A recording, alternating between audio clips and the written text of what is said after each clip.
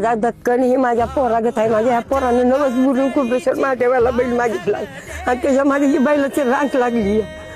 माझा कुठं असेल तिथं हे महादेव माघारी द्या. मी काय असेल ती तुम्हाला द्यायला तयार. मी माझा जीव देईन. मग माझा हे बैल ठेवू नका. कोणाला गावला असेल मी पाया पडते तुमच्या तिथं येऊन. माझ्या ह्या लेकराची हा नाही की माझ्या ह्या लेकराला शपथ दियो बैल माझा मला माघारी द्या. मला काय नको तुमचं.